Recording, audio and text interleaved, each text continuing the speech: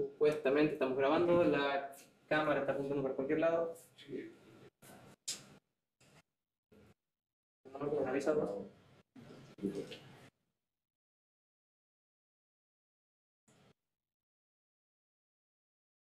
Ok.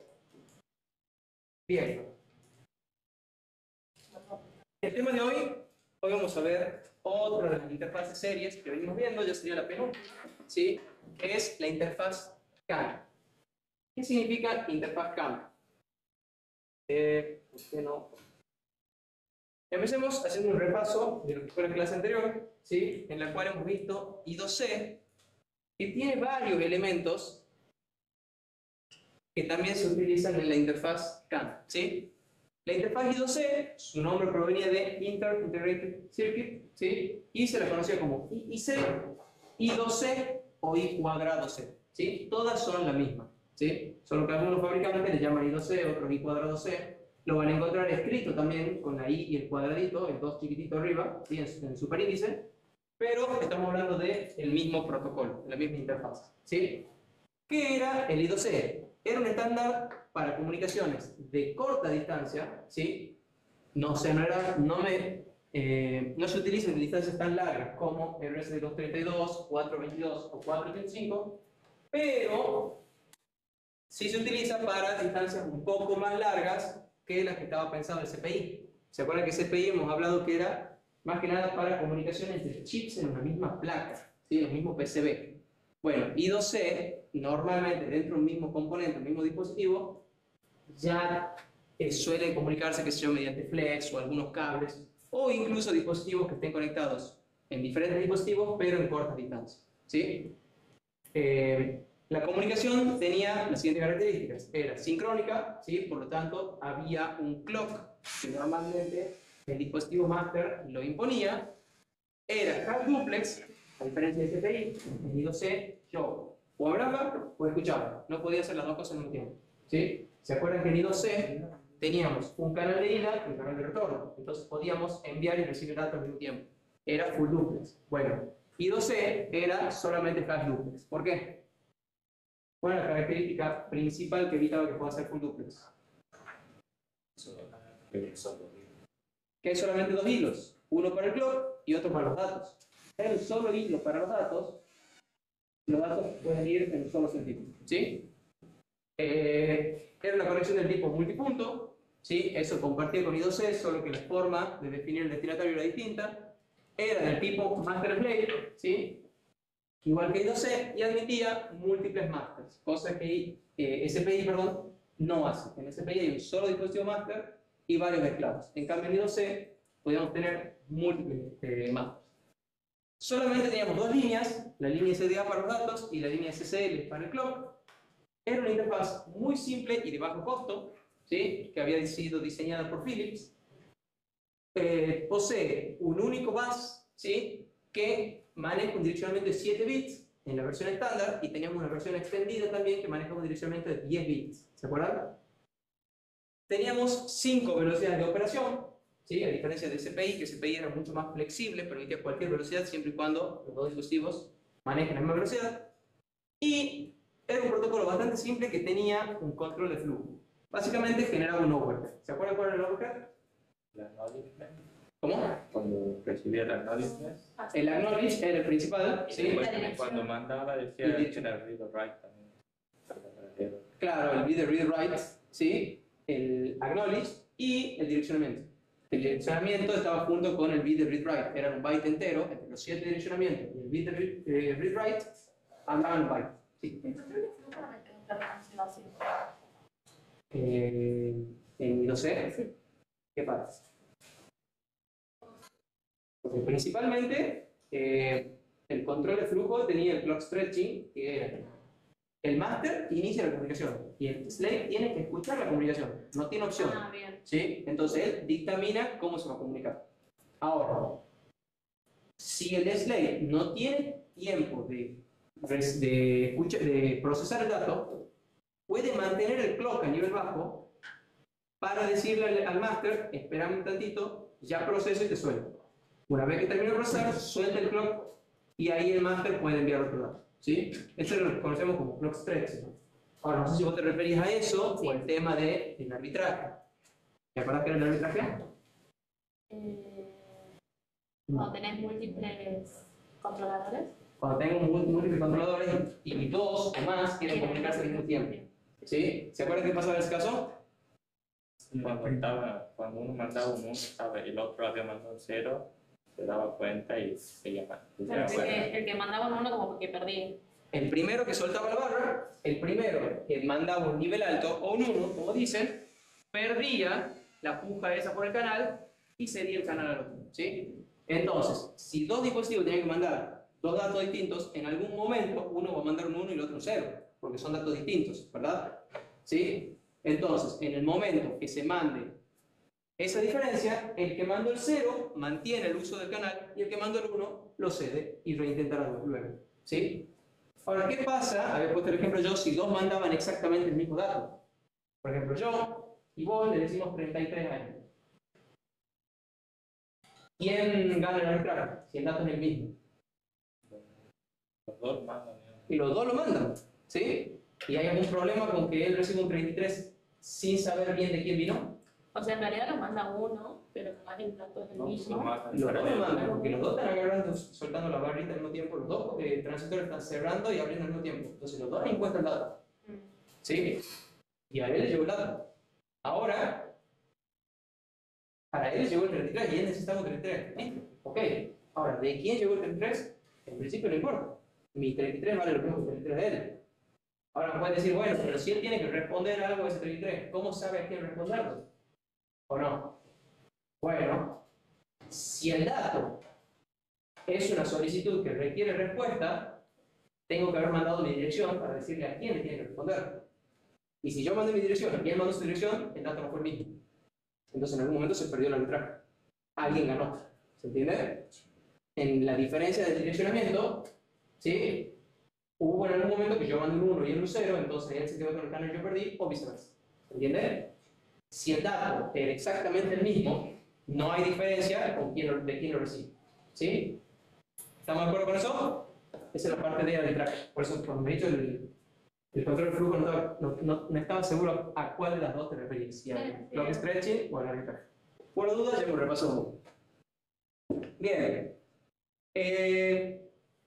Vimos que generaba overhead y que permitía el arbitraje del bus, que es lo que acabamos de repasar. ¿Dudas sobre I2C? Para que avancemos con este. Tiene varios elementos de I2C este también, por eso les pregunto para que arranquemos bien. Bueno, vamos con el repaso. Este es el esquema general, ¿sí? Hemos arrancado viendo las interfaces seriales cuando vimos warp y usar, ¿sí? ¿Se acuerdan la diferencia entre warp y usar? Warp era asincrónico, usar era sincrónico, ¿sí? Luego vimos el RS232 y sus variantes, que eran interfaces eléctricas que nos permitían comunicar a mayores distancias. Luego vimos SPI, I2C, y ahora vamos a ver buscando, ¿sí? El único que nos faltaría es USB, que quedaría para la clase de interfaces. Veamos qué es CAM. ¿Qué tema vamos a ver respecto de CAM?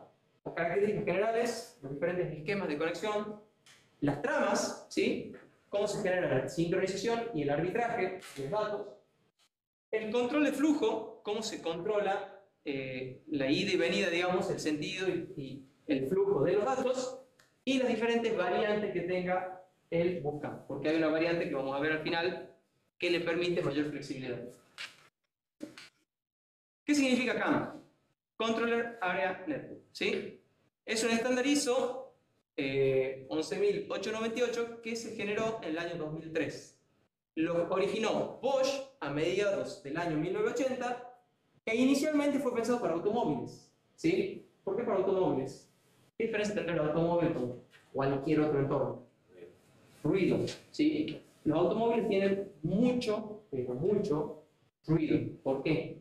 Porque tenemos, por un lado, la bomba inyectora, que es una bombita que maneja bastante potencia y genera bastante ruido en lo que es la batería o los cables. Y también, ¿cómo? Las bobinas de la bujía, ¿sí? El encendido eléctrico. Las bujías, no sé si habrá alguien acá que sepa algo de mecánica, pero las bujías de encendido la chispita que dispara la bujía para encender el combustible dentro del motor tiene muchos voltios. Puedo estar hablando de avanzada, pero creo que no hablar de 24.000 voltios o algo así. O sea, es muy alta tensión.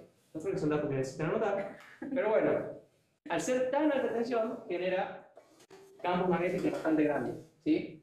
Ya sea o por alta tensión genera campos eléctricos bastante grandes, pero esa alta tensión sale de bastante corriente también, ¿sí? Y lo cual genera campos magnéticos también bastante grandes. Por otro lado, además de la bujía de encendido, también tenemos los inyectores, que son las valvulitas que permiten la entrada del combustible.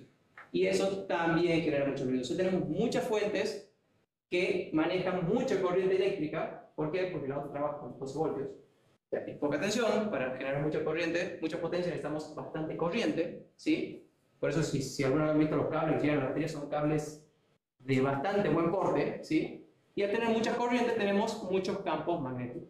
Y eso genera mucho ruido.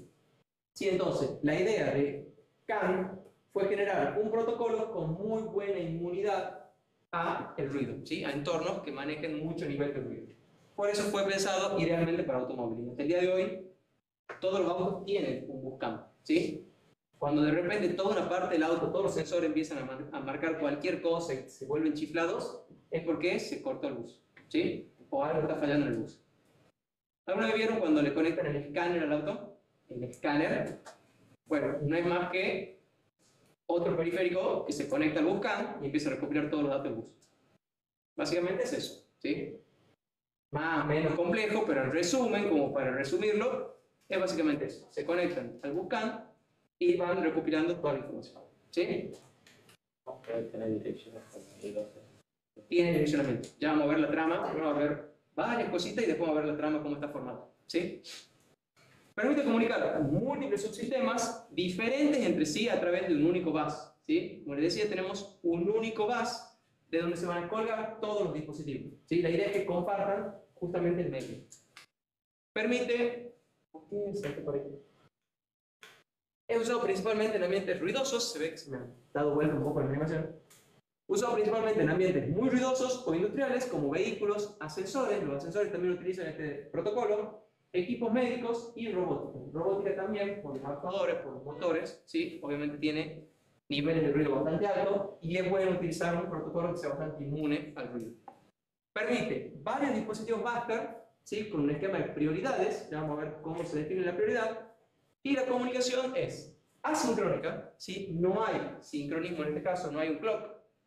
Half duplex, al igual que I2C, o habla uno o habla el otro, no podemos hablar los dos al mismo tiempo. Y tiene un esquema multicast, donde si uno habla, puede direccionar a todos los dispositivos y mandar un mensaje a todos juntos, ¿sí? ¿Se entiende? Implementa un protocolo basado en mensajes, donde se define, por un lado, la capa de enlace, por otro lado, la capa física, para las conexiones, ya sea de alta o de baja velocidad. Hay dos velocidades distintas, hay dos protocolos distintos en función de si definimos alta velocidad, que llega al orden de los megabits, o baja velocidad, que anda al orden de los 125 kilobits por segundo, ¿sí? Veamos cómo es la conexión. Es un bus de dos cables, tiene solamente dos hilos, lo cual es igual que I2C, pero hemos dicho que en este caso es asincrónico, ¿sí? Este no es un protocolo sincrónico, sino que es asincrónico. Entonces, ¿para qué necesito dos cables? ¿Por qué necesito dos hilos en vez de un solo? Exacto, la diferencia con I2C es que este va a utilizar tensión diferencial, no tensión en modo común, ¿sí? Eso le va a brindar justamente lo que estamos buscando, que es la inmunidad del ruido. Normalmente se usa un par trenzado, ¿sí? Un par trenzado que, como hemos hablado anteriormente, anula los efectos del ruido, pero además el par trenzado está enmallado, ¿sí? O sea que primero se le hace una jaula de Faraday al par trenzado para que el ruido adentro sea más pequeño, y luego se hace la diferencia potencial para que se anulen los pequeños ruidos que pueden haber atravesado el par trenzado, ¿sí? Eso se toma dos medidas de seguridad para tratar de eliminar los ruidos. La impedancia característica que tiene que tener el bus es de 120 ohm, ¿sí? Esto es para todo el bus. Ya hemos hablado de la impedancia característica, que es la impedancia que ve el dispositivo que se conecte en cualquier punto del bus, ¿sí? entonces esta impedancia tiene que valer 120 ohm. Y utiliza señales, como les decía, del tipo diferencial. Parecido a lo que hacíamos en el RS485, ¿sí? Que teníamos tensiones diferenciales, pero en este caso vamos a tener colector abierto con resistencias de pull-up. Las señales se van a denominar simplemente CAN H y CAN L. Y acá hay una similitud con lo que vamos a ver más adelante en USB. ¿Alguna vez han visto cómo se llaman las líneas del conector USB común, el de 4 hilos? ¿Han visto cómo se llaman las líneas? ¿Cargables? Nunca han visto, nunca han tenido que soldar un USB, nada, y han visto cómo se llaman. BC, GND, o BC, BSS y BD. Sí. ¿Y los otros dos cómo se llaman? Es generado. ¿Y cómo se llaman? El verde y el blanco. Porque el rojo y negro son tensiones de alimentación, y el verde y el blanco son datos. ¿Cómo se llaman? De más y de menos. Data más y data menos. Muy parecido a esto. CAN high, CAN low. ¿Sí? CAN H y CAN L. Entonces pueden ver que El disco líquido que va a entrar, el lector del LED del disco líquido que va a entrar a la placa externa el, voy a decir el SATA. no, que marca la lectura del disco. Bueno, me mató con los comentarios. El que va al header de la madre. No sé de qué cable hablo. Es normal que lo mandan. El cablecito que. El que ve el te marca la luz de parpadeo de Ah, ese. Sí. Claro, el del conectorcito que va el LED de HDD, el LED de ON, el botón de ON y el botón de reset. Sí. Y no. La verdad que no, porque ahí solamente tenés una salida de 6 masa que van a un LED, digamos. Si le pones tensión a veces se prende el LED, si no le pones no se prende el LED. En este caso estamos hablando de que hay dos líneas, pero son diferenciales, invierten las polaridades. En el LED no tiene sentido invertirlas porque vamos a prender. ¿Sí? Y se pasa en unos LED que vienen dos LED cruzados de diferentes colores. Entonces si vos pones polaridad así, se prende verde, si lo pones así, se prende amarillo.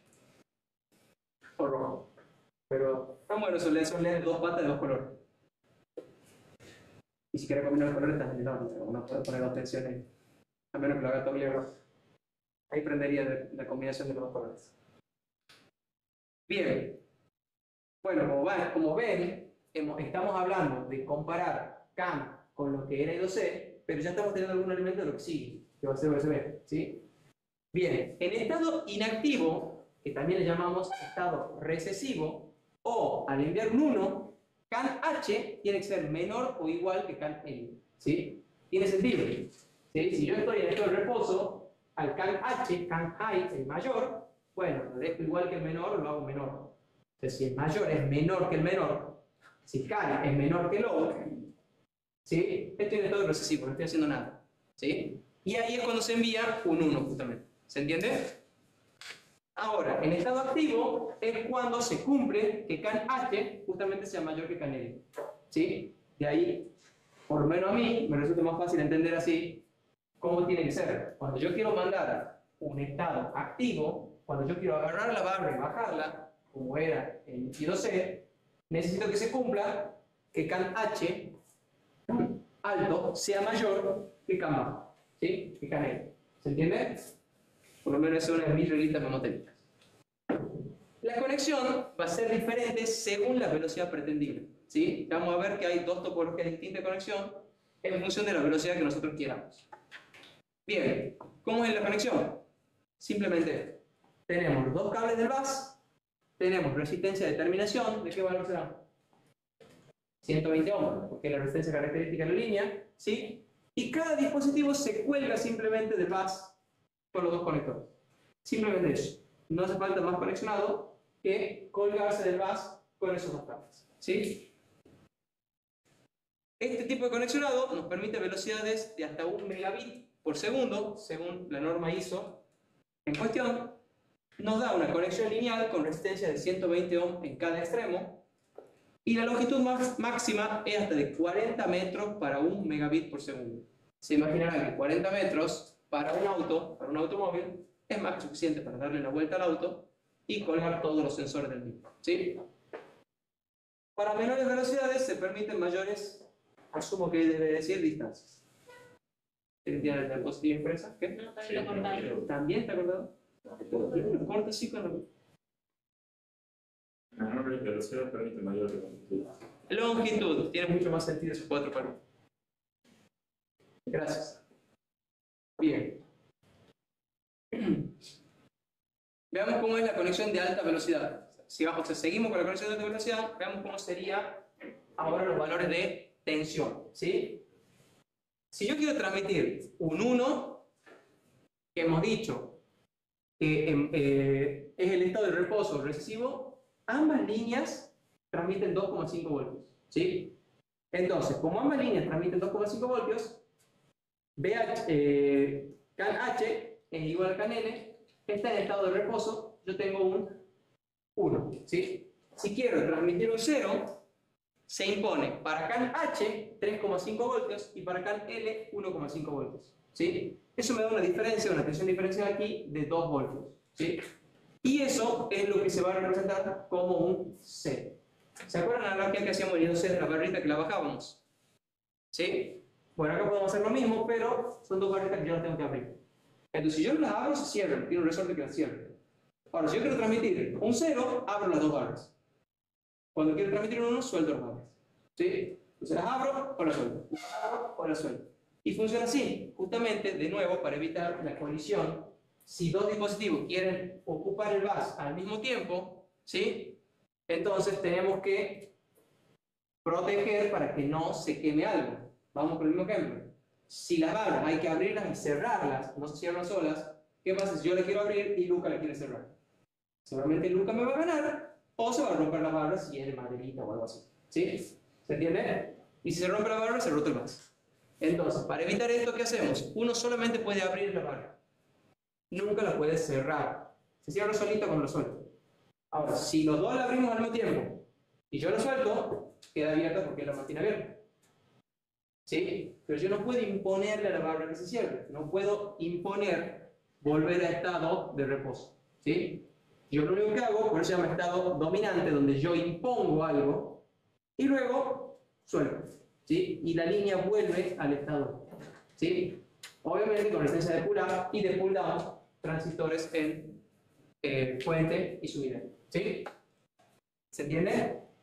Estamos, a diferencia del otro caso que solamente teníamos una resistencia pull-up y un transistor como fuente, acá tendremos una de pull-up con un transistor como fuente y por el otro lado una de pull-down con un transistor como subida. ¿Sí? Para manejar las dos. Una mano que abre la barra de arriba y otra mano que baje la barra de abajo. ¿Sí? ¿Se entiende? Más o menos. Bien. Esto va a producir que la tensión diferencial es 0. ¿Sí? Cuando yo quiero transmitir un 0, tiene que valer 2 voltios. Y cuando quiero transmitir un 1, por lo general tiene que ser nula o muy pequeña. Cualquier tensión diferencial menor a 0,5 voltios va a ser considerado como un 1. O sea, si esta diferencia es menor a 0,5, será interpretado como un 1. ¿Estás grabando? ¿No? Sí. No. Ah, estás muy perdido. Si está grabando, se la clase igual, así que no gasté memoria ni batería. Bien. ¿Estamos? ¿Se entiende hasta acá? Bien. Veamos cómo sería la conexión si pudiera trabajar en baja velocidad. En baja velocidad, en vez de colgarnos de un único bus, podemos armar diferentes nodos. ¿Sí? Estos nodos pueden armar, por así decirlo, subredes que se van a comunicar mediante el bus. ¿Sí? Hasta 125 kilobits por segundo, según el estándar ISO 11898-3, en la versión 3. ¿Por qué no pasa? Qué lejos. Ahí te pasó. También se denomina conexión tolerante a fallos, ¿sí? Porque tiene mejor protocolo para corregir errores. Y tiene una longitud de hasta 500 metros para 125 megabits o hasta 1000 metros para 50 kilobits por segundo. Obviamente este estándar se ha utilizado ya más en la industria, no en el automóvil, porque en el automóvil no sería necesario tanta instancia, ¿sí? Pero por la velocidad que soporta, que es 500 kilobits por segundo, a los tiempos mecánicos, ¿sí? A los tiempos físicos, esa velocidad sigue siendo bastante alta, ¿sí? O sea, si lo que tiene que hacer el vehículo es leer la temperatura del escape, ¿sí? Que se demore un milisegundo más en leer la temperatura del escape, no creo que quede mejor, ¿sí? Entonces, estas velocidades siguen siendo bastante altas para procesos, como digo, mecánicos, físicos. ¿Sí? ¿Todo bien acá? ¿Seguros? Están muy preocupados. ¿O estoy hablando mucha macana o no? No, estaba complicado con el navegador. Bien. Todos tenemos nuestros problemas. En este caso, para baja velocidad podemos tener una conexión lineal, como la que hemos visto recién, donde había un solo bus y todos se colgaban de ese bus, o una conexión estrella, como sería esta red, donde tenemos un nodo en donde se conectan todos los dispositivos, o combinaciones de múltiples estrellas conectadas por un bus, que es lo que se trata de representar aquí. Aquí tengo una estrella, acá tengo otra estrella, y ambas se conectan a un único bus. ¿Sí? Podría haber en este bus dispositivos conectados de manera lineal, o podría haber una tercera estrella que también se conecte a este bus. ¿Se entiende? Ese conexionado sería sería aceptable solamente para conexiones de baja velocidad. En alta velocidad solamente se puede utilizar conexión lineal. ¿Sí? El conexionado con nodos no es aceptable en alta velocidad. Tiene resistencia de terminación en cada nodo, ¿sí? O sea, acá sería necesario poner una resistencia de terminación, al igual que aquí, ¿sí? No solamente en el método lineal se ponía la resistencia de terminación en los extremos, pues en este caso en cada nodo que haya hay que poner una resistencia, y la resistencia de terminación total debe ser cercana o no menor a 100 ohms, ¿sí? La total. ¿Estamos? Bien. ¿Cómo sería la conexión, la trama en las conexiones de baja velocidad, los niveles de tensión? En las conexiones de baja velocidad, para transmitir un 1, de nuevo, estado de reposo, CAN H vale 0 voltios y CAN L 5 voltios. ¿Sí? O sea, invierto. CAN L se va a VCC y CAN H se va a más. ¿Sí? ¿Estamos? Cuando yo quiero transmitir un 0, los invierto. Hago que CAN H vaya a VCC y CAN L vaya a 0 voltios. Obviamente no van a llegar, ¿sí?, exactamente a los valores porque, como les decía, tenemos transistores que nos impiden saturar del todo o abrir del todo, tenemos una resistencia. ¿Sí? Entonces, se intenta llevar CAN H al máximo valor y CAN L al mínimo valor. De nuevo, en el estado activo, ¿sí?, para transmitir un 0, CAN H tiene un valor mayor que CAN L, que es lo que su nombre indicaría. ¿Sí? Esto produce que un receptor solamente va a tener que fijarse si hay diferencia de tensión positiva entre CAN H y CAN L o negativa. ¿Sí? O sea, lo único que tiene que ver es la diferencia de tensión entre uno y el otro. VCC puede ser de 3,3 voltios en vez de 5 voltios. Dado que ahora tenemos mayor rango, mayor amplitud en la variación de tensión, ¿sí?, yo puedo utilizar tensión de 3,3, cosas que en el de alta velocidad no sería recomendable porque las tensiones se harían muy pequeñas, ¿sí? Las diferencias de tensiones se volverían muy pequeñas y podríamos tener problemas. De hecho, en la de baja velocidad, CAN H tenía que subir hasta los 3,5 para transmitir un 0, ¿sí? Y con 3,3 voltios ya no alcanzaría, ¿sí? Bien. ¿Vamos bien acá? ¿Cómo serán los conectores para conectar dispositivos mediante un bootcamp? El estándar en sí no define ningún aspecto mecánico, a diferencia de el RS232, que le definía el conector DB25 primero y después el DB9, ¿sí? A diferencia de ese estándar, este no define nada. No hay una especificación técnica específica de decir hay que utilizar el conector DB15. En este no. Pero por la cantidad de pines que se utiliza, lo más común es el 99. El mismo conector que hemos utilizado para el RS232, que tenía solamente 9 pines. ¿Sí? Era un conector con poca cantidad de pines, ya universal, ya estaba bastante difundido. En el año 90, cuando se inventó esto, ya estaba muy difundido, se lo compraba en cualquier lado. Y tenía tornillitos para ajustarlo para que no se desconecte, lo cual es muy útil, ¿sí?, en industria, en el automóvil, donde hay vibraciones, donde hay ruido, donde hay gente caminando que puede tropezar con el cable, etcétera, etcétera, etcétera. Entonces, que el conector tenga tornillos para ajustarlo también es muy valorable. Por lo tanto, se suele utilizar el conector DB9. La asignación de pines dentro de un conector DB9 se estandarizó y se dijo que CAN L siempre está en el pin 2, CAN H en el pin 7, GND en el pin 3 y BCC en el pin 1. ¿Sí? ¿Estamos? Esa es la distribución que se designó para el conector de B9. No me acuerdo cuál se usaba en WAT, pero creo que no estoy usando los de WAT. O sea, los del RS-32. Usaba el 1 y el 5. No. Lo cual no sería loco para evitar que conectemos un RS-32 en un Bob CAN y se queme algo. Sería bueno utilizar pines distintos, ya que el conector de B9 tiene pines suficientes. No sería muy alocado pensar que utilicen diferentes pines. ¿Qué son los nodos CAN? Le vamos a llamar nodos en una red CAN a cada uno de los dispositivos que conectemos en la red, ¿sí? Entonces, ¿qué va a componer este dispositivo? Un sensor o un actuador, ¿sí? Si hemos dicho que lo queremos utilizar para la industria o para el automóvil, lo que queremos es o medir la temperatura de un sensor, la presión, la cantidad de oxígeno que tenga, o realizar alguna tarea. Mover un motor paso a paso, mover un servo, mover algo, ¿sí? Entonces siempre los nodos van a estar formados por un sensor o un actuador, un procesador que se va a encargar de manejar los mensajes, ¿sí? O sea, no solamente con el motor puedo comunicarme, sino que tendrá que haber un procesador, un microcontrolador, un microprocesador, algo, que va a ser el que va a, en función de los mensajes que reciba, manejar el motor, o leer el valor de tensión o de corriente que me esté el sensor, adaptarlo y mandármelo mediante la red, mediante el bus CAN, ¿sí? Vamos a tener además el controlador CAN, que es quien va a preparar el mensaje para ser transmitido o recibido, que normalmente también es parte del mismo microcontrolador, o sea, está todo embebido, ¿sí? En la CIA, el micro NXP tiene un bus CAN incorporado, ¿sí? Entonces ustedes pueden directamente comunicarse mediante un bus CAN. Y un transceiver CAN, que es quien va a preparar las señales para adaptarse al bus, ¿sí? O sea, el transceiver CAN básicamente serían esos dos transistorcitos con los pull up y pull down que me permiten saber qué tensión tengo que poner para el cero, qué condición tengo que preparar para el cero y qué condición establece un 1, ¿sí? Ese sería lo que conforma el transceiver CAN.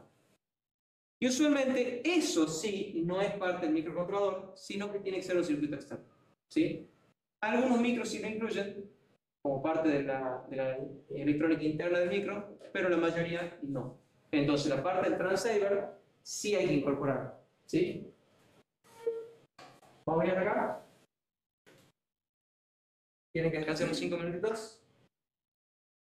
¿O vamos bien? No es muy larga la clase de hoy, así que podríamos descansar 5 minutos y seguir. Porque no me digo apagado, veo que nadie me está contestando. Estamos muy cansados. ¿Cómo? Digo que sí, grabar, que excelente. Ah, bueno. Bueno, digo yo que sí. Bien. Tomen aire, despejense un poquito, por favor. Sí.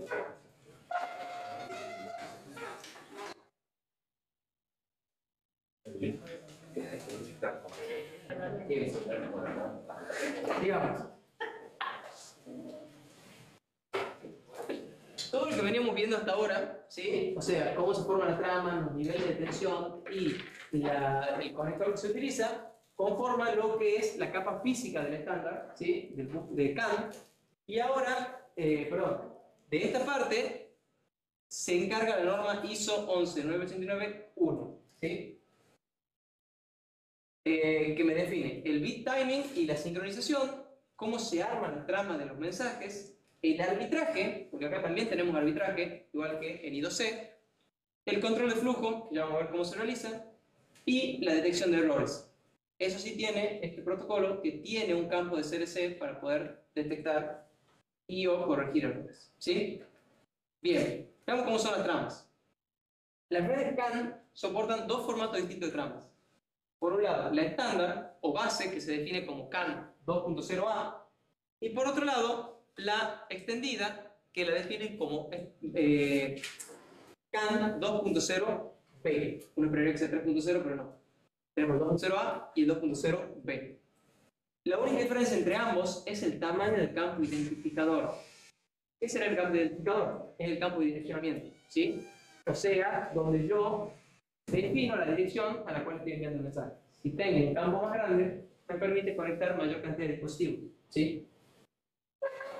Tenemos 11 bits para el formato base y 29 bits para el formato extendido. O sea que podemos direccionar hasta 2048 bits para el formato extendido y casi 1000 millones de dispositivos para el formato, perdón, para el base, 2048, y para el extendido casi serían 500 millones. Si no me equivoco, 512 megas, ¿verdad? Sí. Ok. 512 millones para el formato extendido.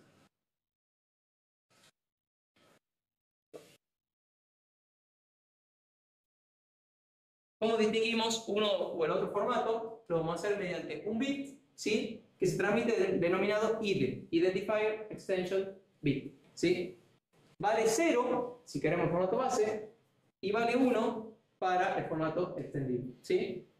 Los controladores CAN que soportan el formato extendido también pueden enviar y recibir datos en el formato base, o sea, son retrocompatibles, ¿sí?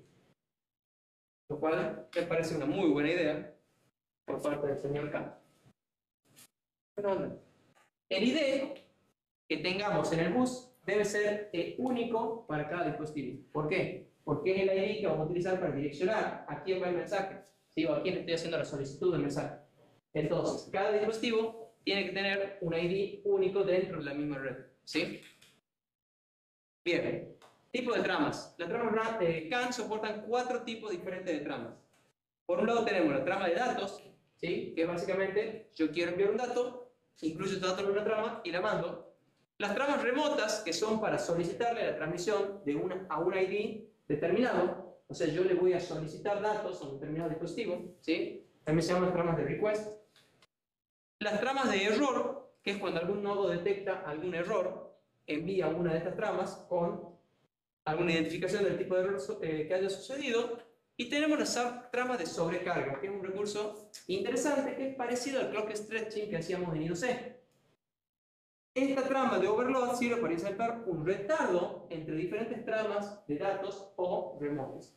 Si yo soy un dispositivo, estoy recibiendo tramas de datos y de repente necesito tiempo para procesar mis datos, intercepto el bus y pongo una trama de overload, ¿sí? Entonces esa trama va a tener una demora en enviarse y esa demora me va a dar el tiempo necesario para procesar el dato y estar listo para recibir otro dato por el bus, ¿sí? O sea, básicamente, como no tengo tiempo de procesar el dato y me están bombardeando datos, lo ocupo al bajo un ratito, ¿sí? Para que no me puedan enviar más datos y luego lo libero de nuevo. ¿Se entiende? Esto sería bastante parecido, les repito, a lo que hacíamos en I2C con el clock stretching, ¿sí? Que es lo que hemos repasado al principio de la clase. Todas las tramas van a tener un bit de start, ¿sí? Como la comunicación es asincrónica, no hay una señal de clock, es necesario un elemento que me indique que se está por enviar un dato. Ese elemento es el bit de start, análogo a lo que veíamos con las tramas WARP. ¿Se acuerdan? Este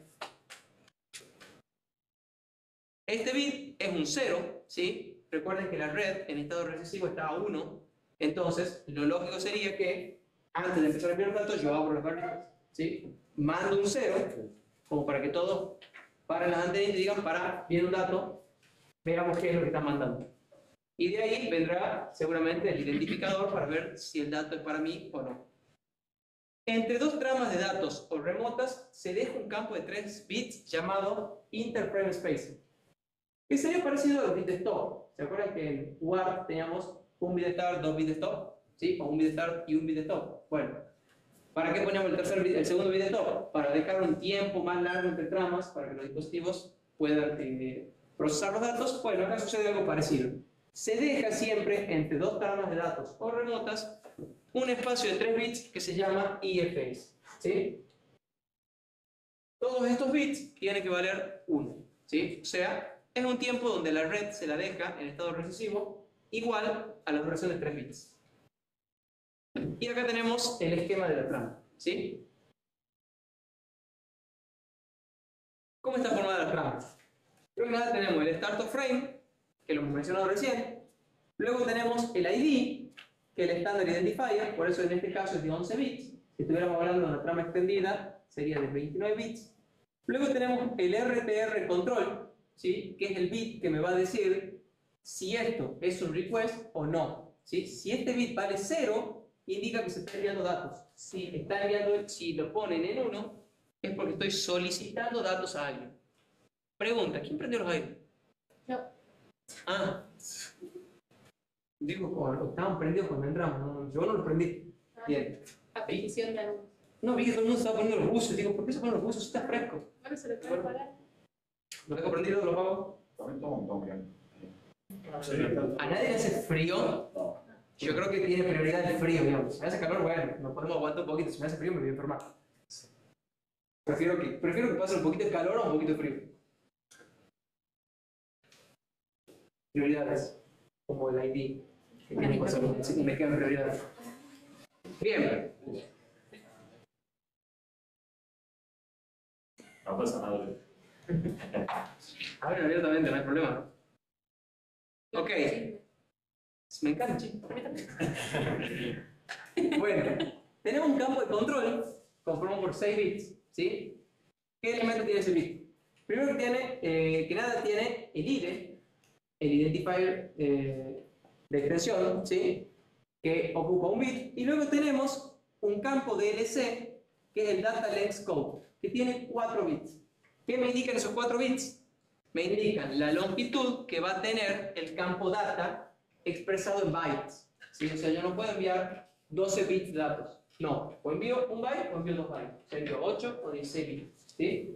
Esos 4 bits me van a indicar básicamente la longitud del campo data, ¿sí? ¿Cómo hago para expresar en 4 bits un número entre 0 y 64? Porque estos son bits, ¿sí? En realidad lo que hace es identificar entre 0 y 8 bytes. Con 4 bits puedo llegar hasta 15. ¿Por qué va solamente a 0 y 8? Bueno, puede indicar una cantidad mayor a 8, pero el campo de datos está limitado a 8. Entonces, si yo en el DLC pongo el valor 12, igualmente aquí van a venir 64 bits. ¿Sí? ¿Se entiende? Se limita, se trunca el valor que indica el DLC hasta 8. Luego tenemos el bit R0, que es un bit reservado, ¿sí? Que puede aceptar que sea 0 o 1. Se lo habrá dejado reservado con alguna aplicación a futuro y luego nunca se utilizó. Vaya a usar. O se lo dejo reservado por las dudas, después se me ocurrió que usar. También puede ser. Luego tenemos el ACK, que se utiliza para el control de flujo. Me faltó el CRC, ¿sí? Fíjense que aquí tenemos un campo de CRC. No vamos a entrar en detalles porque ya saben cómo funciona un campo de CRC de 16 bits. Y luego tenemos el acknowledge, que ocupa 2 bits que sirven para el control de flujo. ¿Cómo se realiza el control de flujo? El transmisor va a enviar un 1, ¿sí? O sea, el transmisor va a soltar las barras, y los receptores pueden o no abrirlas. Si el dato me llegó bien, abro las barras devolviendo el 0 diciendo sí me llegó el dato. O si no me llegó el dato, no toco las barras, quedan cerradas, la línea quedó a 1, no se mandó el ACK. Entonces el transmisor debería tener la tarea de volver a enviar la trama completa. ¿Se entiende? Es muy parecido a lo que hacíamos en I2C. En I2C, el ACK era que el transmisor abría el transistor, soltaba la barra, y el receptor debía ser quien la baje diciéndole sí me llegó el dato. ¿Sí? ¿Se acuerdan? ¿Se acuerdan de eso? Sí. Bien, ok. Y luego tenemos el campo end of file, finalización de trama, donde se mandan 7 bits a 1. Detalle. Dado que tenemos un end of file, que son 7 bits a 1, en este protocolo se utiliza el bit stuffing. Bit stuffing, que va a lo responde de manera parcial, que si puedo tener, si llego a tener 7 bits seguidos a 1, a los 6 unos se inserta un 0, para que nunca haya una trama, un tren de 7 bits de 7 unos seguidos dentro de la trama, ¿sí? Porque si no se podría interpretar como el end of frame, ¿sí? ¿Estamos? Bien. Sí, creo que encima es el peor han hecho la persona. Profe, tiene el end of frame y el interframe spacing. O sea, tiene los dos. Claro. 7 y 3 más. Exacto. Esta es la trama. El interframe estaría entre las diferentes tramas, ¿sí? O sea, luego de estos 7 bits, vendrían otros 3 unos, que son el interframe spacing, ¿sí? Y recién vendría o no un start frame. ¿Sí? No nos olvidemos que el start frame es un 0. ¿Sí? Porque hay que cambiar el estado de reposo de la línea. El start frame es un 0. ¿Sí? Porque hay que cambiar el estado de reposo de la línea que venía en 1 constantemente. ¿Sí? Puede ser que no haya sido 3 bits el interframe spacing. Puede ser que nadie tenía nada que enviar, entonces duró 1000 bits en 1 en línea. Bueno, hay que romper esa cadena de 1 con un 0 para decir, che, estoy por enviar. Trama de datos, formato extendido. En formato extendido la trama va a ser bastante similar a la anterior, pero el bit ID, primero que nada, el indicador de extensión va a tener que estar a 1, ¿sí? Y a continuación, los 18 bits restantes del ID. Interesante, ¿por qué? No es que este campo crece hasta 28, sino que después del ID que está dentro del control, van a venir los otros 18 bits que me faltan para armar el identificador estándar. ¿Sí? ¿Se entiende? No es que, en la trama extendida esto tiene 29 bits, sino que esto sigue teniendo 11 y luego del bit ID que está dentro del campo de control viene el otro 19. O sea, ¿quién crece en realidad? El campo de control. Si el campo de control crece 18 bits más. ¿Se entiende? Fíjense lo que dice. A continuación del ID se colocan los 18 bits restantes del ID para poder lograr conformar los 29 bits del ID. Se agregan 2 bits reservados, R0 y R1, y nada más. Pensé que faltaba otro detalle. Bien. Otro tipo de tramas. ¿Cómo serán las otras tramas? La que vimos recién era la trama de datos, ¿verdad? Y de request. Porque en la trama de request poníamos el bit RTR1. Tenemos además las tramas remotas, que, lo que le acabo de decir, es igual a la trama de datos, son las tramas de request, con dos diferencias. El bit RTR tiene que estar a 1, ¿sí? Y no tiene campo de datos, yo solamente estoy solicitando datos para un dispositivo. Y además, el campo DLC indica la cantidad de bytes que se desea recibir, ¿sí? Puede ser que yo, como controlador, yo sé que tengo que recibir 10 bytes del dispositivo o 5 bytes del dispositivo, pero bueno, pido 2 ahora y después le pido 3 más, ¿sí? Entonces, en el campo DLC, yo envío, en vez de indicar la cantidad de bytes enviados, indico la cantidad de bytes que le habilito al dispositivo a responder. ¿Se entiende? ¿Sí? O sea, le pido datos a un determinado ID y le digo, quiero que me envíes 2 bytes.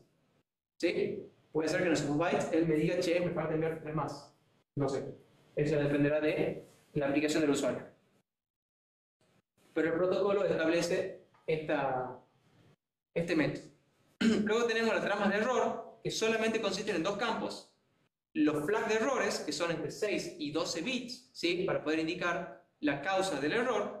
Y el delimitador de error, que son 8 unos consecutivos. O sea, la trama de error solamente tiene los flags de errores entre 6 y 11 bits y luego 8 bits consecutivos. ¿Sí? Eso es todo lo que conforma la trama de error. Y la trama de sobrecarga, que son 6 ceros consecutivos. ¿Sí? Es como agregar 2 tramas de interspacing, pero esta trama es en ceros. ¿Sí? Y luego tenemos el delimitador de sobrecarga, que de nuevo son 8 unos consecutivos. ¿Sí? ¿Estamos?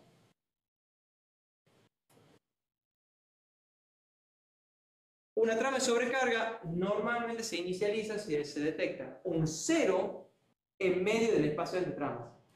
¿Se acuerdan que teníamos 3 bits de espacio entre tramas? Esos 3 bits son 3 unos. Bueno, la trama de sobrecarga se mete en el medio. ¿Sí? Normalmente en el espaciado no puede haber otra trama. Pero ¿cómo hace un dispositivo para ocupar el canal antes de que otro dispositivo con mayor prioridad lo ocupe? Porque yo necesito sí o sí meter la trama de sobrecarga antes de que el máster me quiera mandar otro dato.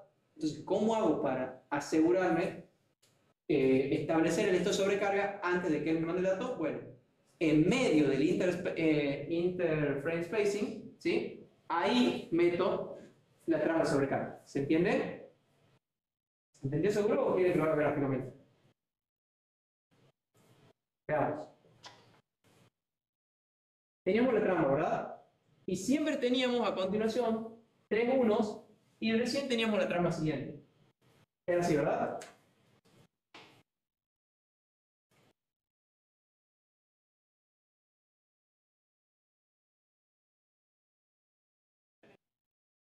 Sí, eso es, eso es.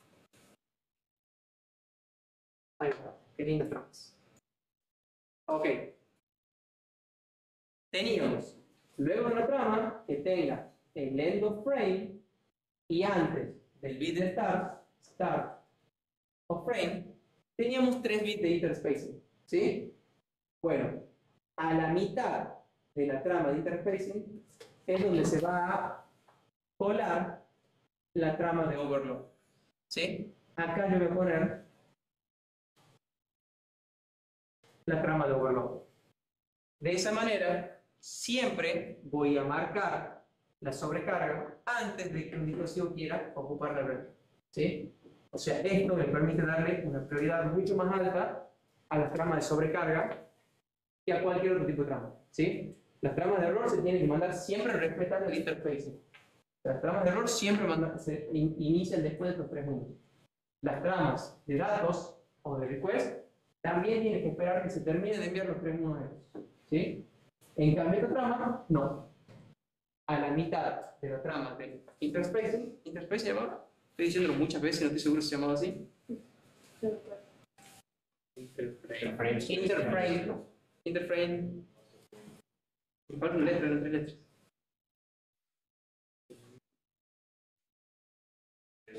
Interframe spacing, creo que era así. Sí. Bueno, ahí está, ¿ves? No estaba tan errado. A la mitad de la trama de interframe spacing, ¿sí? Se manda la trama de overload para asegurar de ocupar el canal. ¿Se entiende? ¿Sí? ¿Queda claro? Porque es prioritario, si yo estoy ocupado, que nadie más ocupe el canal. Entonces se realiza de esta manera. Bien, volvemos a la diapositiva. Sigamos. Sí, casi. Sincronización. ¿Cómo se realiza la sincronización del reloj?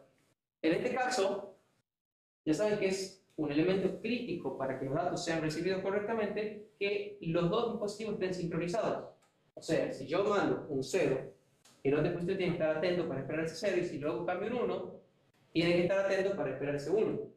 Si él dice, bueno, la velocidad es más grande o más chica, o lee 2 veces el 0, o no lee el 1, ¿sí? Se lo saltea. Entonces, es crítico que la velocidad, el sincronismo, esté establecido entre los dos dispositivos.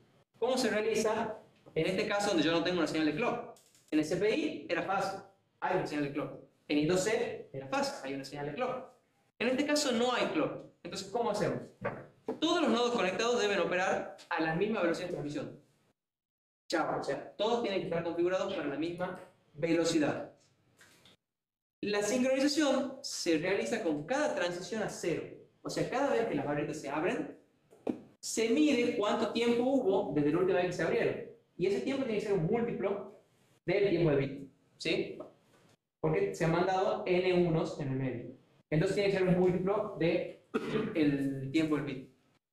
Como para la codificación de líneas se usa normalmente NRZL, o sea, la codificación tiene solamente ceros y unos y hay un estado para cada uno, o sea, que es una codificación NRZL, se usa el bit stuffing en caso de 5 bits consecutivos de la misma polaridad. ¿Sí? Si hay 5 unos o 5 ceros, se realiza el bit stuffing para asegurar que haya flancos cada determinado tiempo, porque si no, se perdería el sincronismo. ¿Sí? ¿Se acuerdan cuando vimos codificación? Que vimos justamente eso, que era necesario tener flancos para poder mantener el sincronismo. ¿Sí? Bien. Con excepción de los campos ACK y EOF. Estos campos no realizan el bit stuffing, sobre todo el EOF, porque es necesario detectar los 7 unos consecutivos que me indican el end of frame. ¿Sí? El controlador CAM espera que esta transición ocurra en un múltiplo de bit time. ¿Sí? Lo que le acabo de decir. Si hay un 0, espero el próximo 0 y yo sé que tiene que haber habido un múltiplo de bit times entre cada 0. ¿Sí? Si no ocurre esto, supongamos que yo detecto un 0 y luego detecto otro 0 2,3 bits más adelante. no exactamente 2 ni 3, 2,3. Bueno, realizaré una corrección y diré el tiempo del bit cambió. Entonces ahora tomaré ese tiempo, ese espacio como 2t de bit. ¿Sí? Se realiza una corrección y esto se realiza cada vez que hay una transición a 0. El controlador CAN se encarga de realizar esta corrección, ¿sí?, en su clock interno. ¿Por qué? Porque puede ser que o el clock del master se modificó o mi clock se modificó. Entonces voy realizando ese ajuste para mantenerme siempre en sincronismo con los demás dispositivos del bus. Cada bit se divide en 4 segmentos. ¿Se acuerdan que en UART dividíamos el bit en 16 segmentos? En 16 clocks, ¿sí?, para poder ubicarnos al medio del bit. Bueno, en este caso, el bit se va a dividir en 4 segmentos, ¿sí? La sincronización es cuando ocurren las transiciones de 1 a 0, y la propagación es el tiempo para compensar el retardo de propagación en la línea. Recuerden que los datos, por las cargas y descargas capacitivas, aunque nosotros realicemos la regeneración de los bits, había un corrimiento. Y ese corrimiento en el tiempo era el retardo de propagación. Bueno, vamos a utilizar dentro de los 4 segmentos, 2 de esos segmentos se van a llamar fase 1 y fase 2, y son usados para la sincronización. ¿Sí? Veamos cómo está formado esto. El muestreo se realiza entre las fases 1 y 2. Y es común que el muestreo se realice a mitad del bit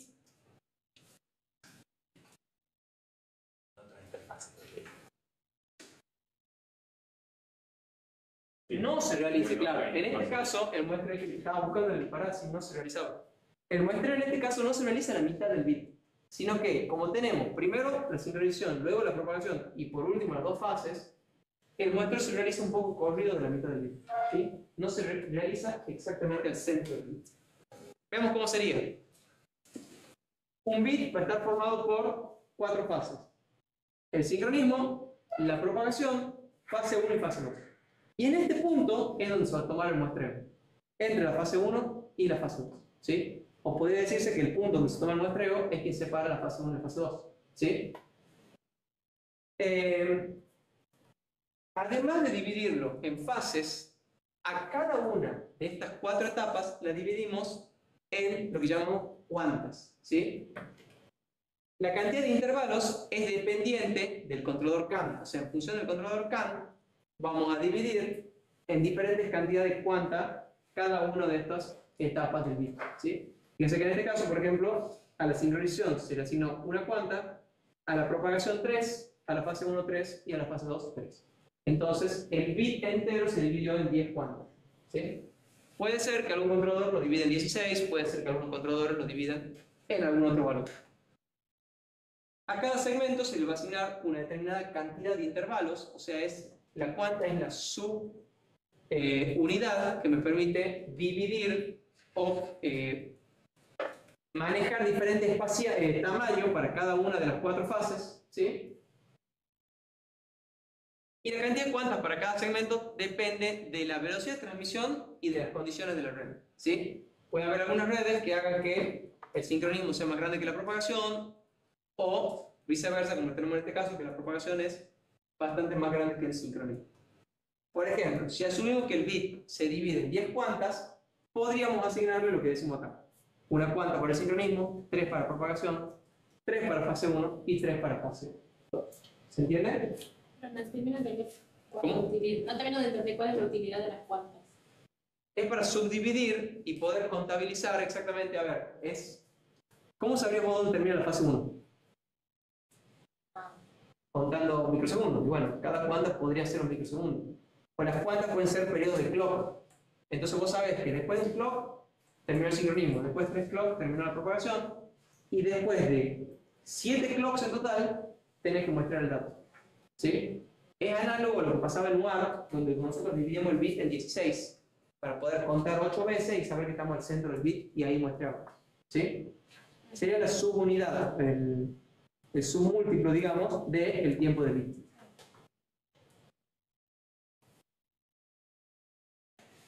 Ajuste. Si una transición a 0 ocurre antes o después de lo esperado, el controlador CAN va a calcular la distancia, ¿sí? La diferencia, perdón, entre lo que esperaba y lo que recibió, y modificará la cantidad de cuantas asignadas a las fases 1 y 2.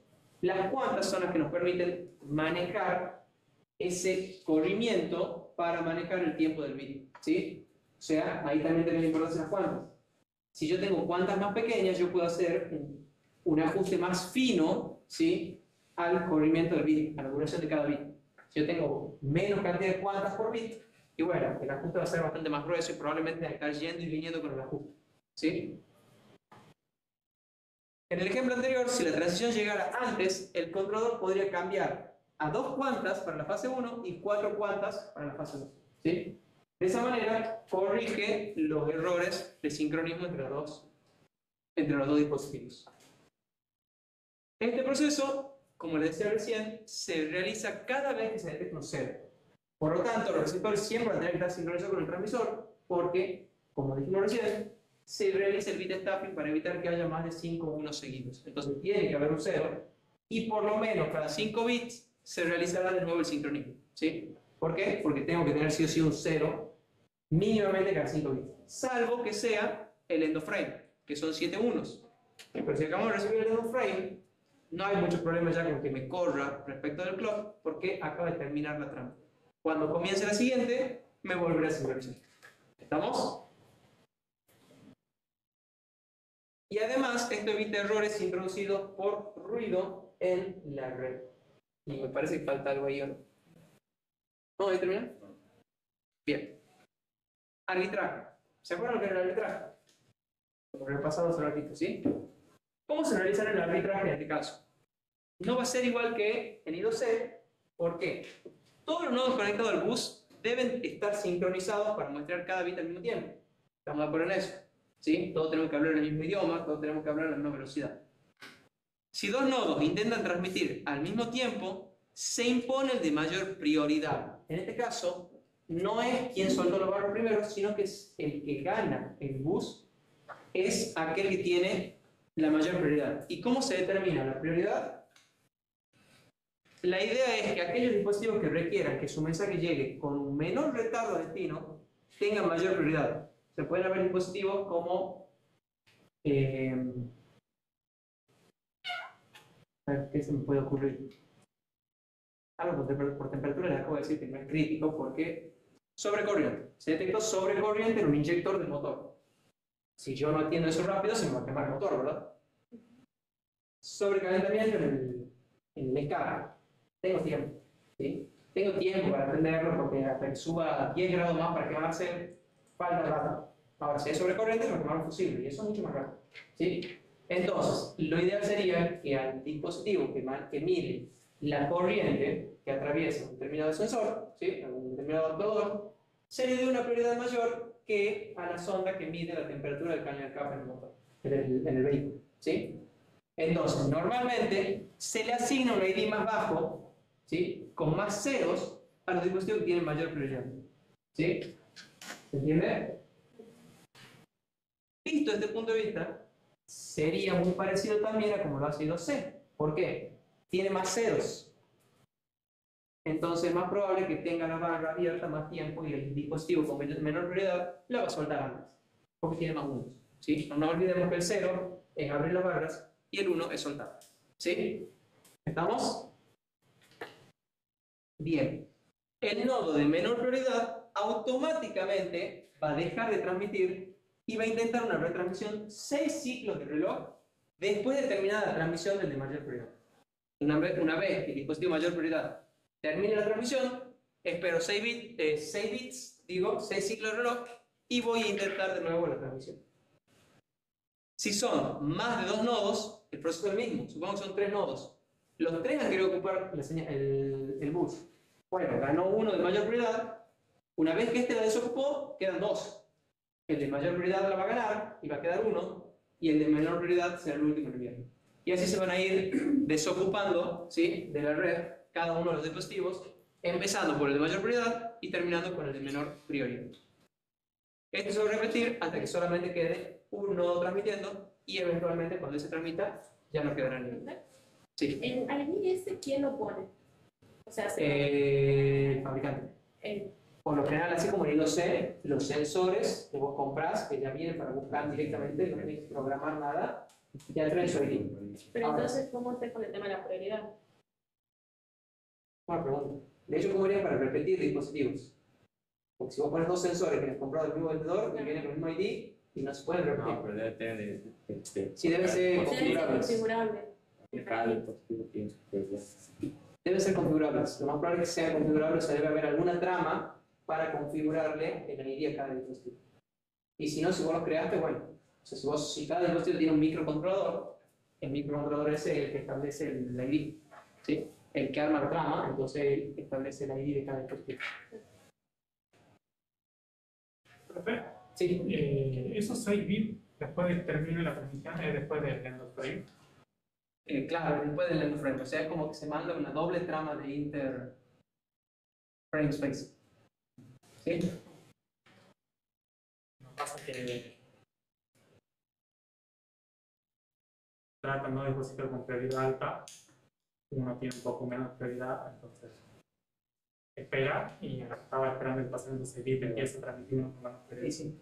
Puede pasar. En este caso, la red ya está ocupada, tendrás que esperar. ¿Sí?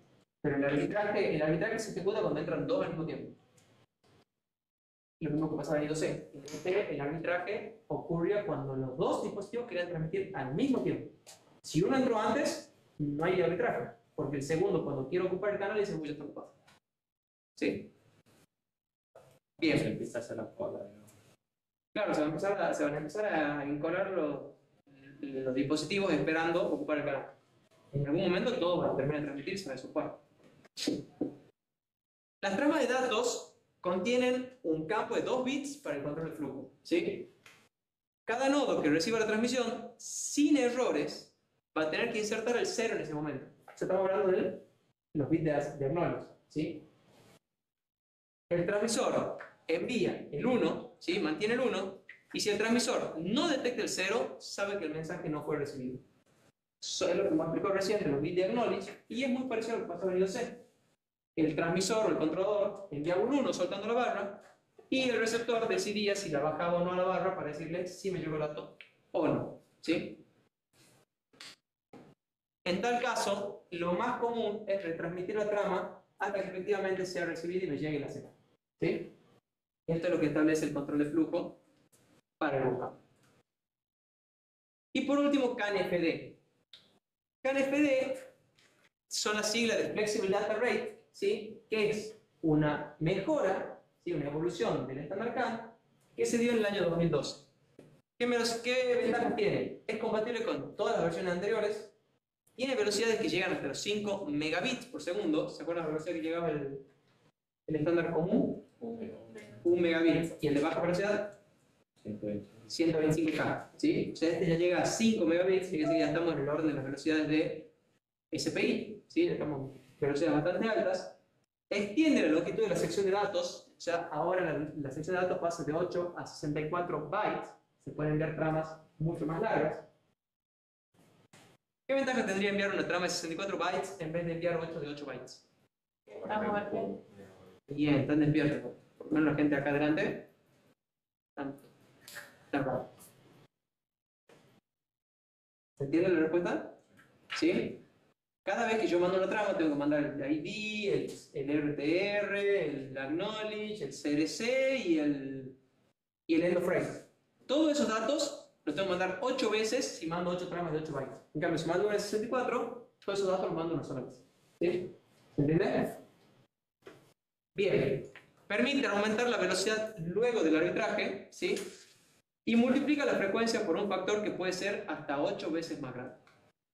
También aumenta el tamaño del CDC. Está bien, me aumenta la cantidad de datos, pero me aumentó también el tamaño del CDC, lo cual es lógico, porque si tengo un campo de datos más grande, voy a necesitar un CDC más grande para poder corroborar si hubo o no errores. Entonces expande el campo de CDC de 16 bits a 21 bits. ¿Sí? ¿Estamos? Resumen, ¿qué hemos visto hoy? Vimos el protocolo CAN, cuyo nombre viene de Controller Area Network. Se me mete en el medio, no llego.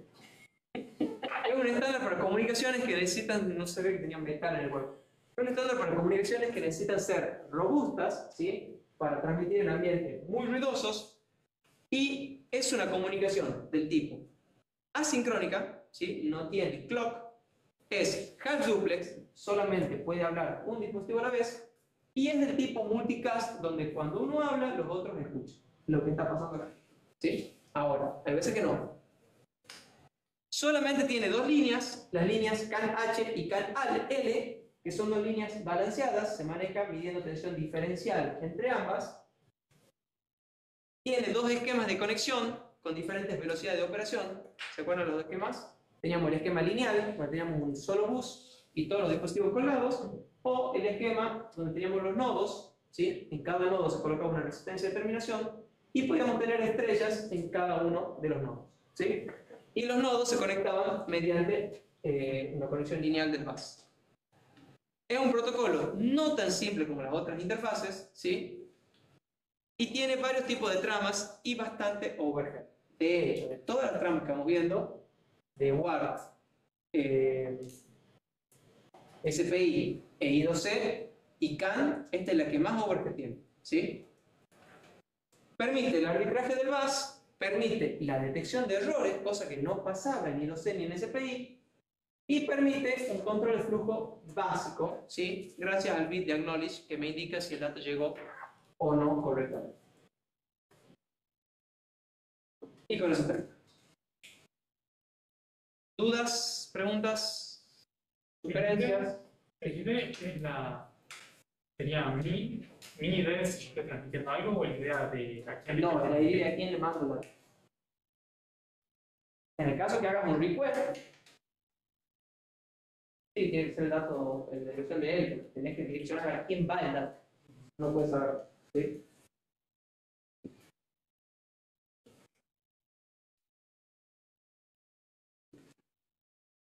Interesante pregunta, porque ¿cómo hacen después para saber a quién responder?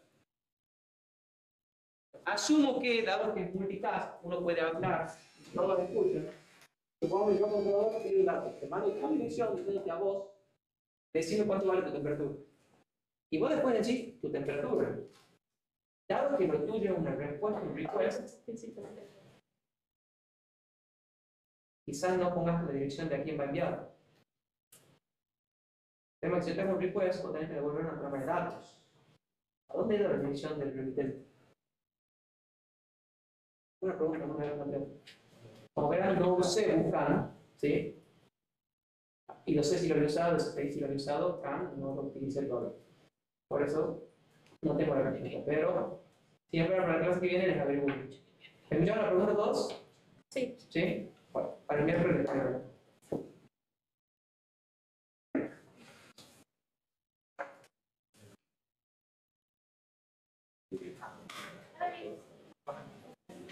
Bien.